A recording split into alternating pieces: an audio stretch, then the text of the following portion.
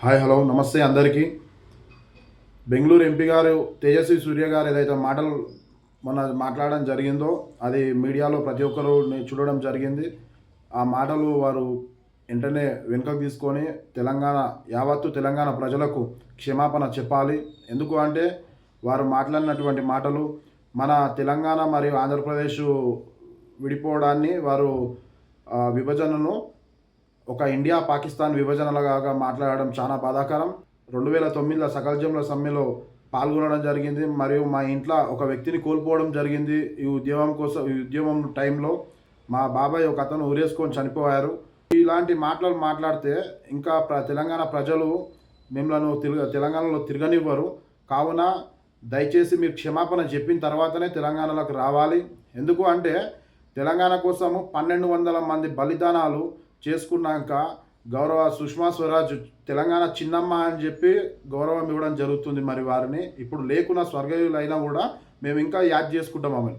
ఎందుకంటే ఆ రోజు సోనియమ్మ ఇంతమంది చనిపోతుర్రు, నేను ఒక రాష్ట్రం పోయినా సరే నేను తెలంగాణ ప్రజలకు తెలంగాణ మాట ఇచ్చిన కాబట్టి ఇస్తా అని చెప్పి ఏదైతే ఆమె డిసిజన్ తీసుకుందో దానికి చేదోడు వాదోడుగా సుష్మా స్వరాజ్ గారు కూడా ముంగటుండి కొట్లాడి ఇవ్వాల్సిందే కంపల్సరీ అని చెప్పడం జరిగింది. ఒక సుష్మా స్వరాజ్ గారి వల్లనే మనము వీరికి ఇంత వాల్యూ ఇస్తున్నాము.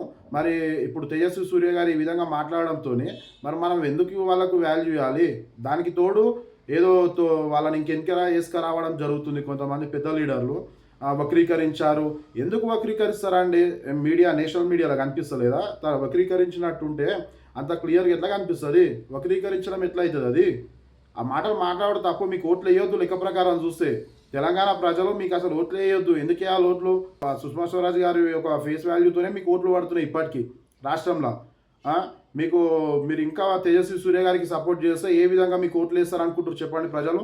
కావున మీరు ఇమ్మీడియట్లీగా ఎంపీ గారితో క్షమాపణ చెప్పాలి.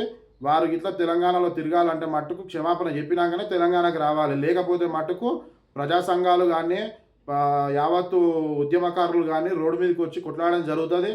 దీనికి కారణమైతే బీజేపీ నాయకులే అవుతారు. దయచేసి గుర్తుంచుకోండి. మీరు తెలంగాణ ద్రోహులుగా మిగలాలనుకుంటే మట్టుకు మీరు వెనకేసుకరండి. లేదు మేము కూడా తెలంగాణ గడ్డ మీద పుట్టినాం, తెలంగాణ తల్లి రుణం తీసుకుంటాము, తెలంగాణ కోసము ఎవరైనా మాట్లాడితే మేము వారిని కంపల్సరీ వారి మీద యాక్షన్ తీసుకుంటాం అన్నట్టయితే మీరు తనతో క్షమాపణ చెప్పాల్సిందే. కంపల్సరీ క్షమాపణ చెప్పిచ్చినాకనే రేపు ఓట్లకు రావాల్సిందిగా మనం చేసుకుంటూ జై హింద్, జై భారత్, జై తెలంగాణ.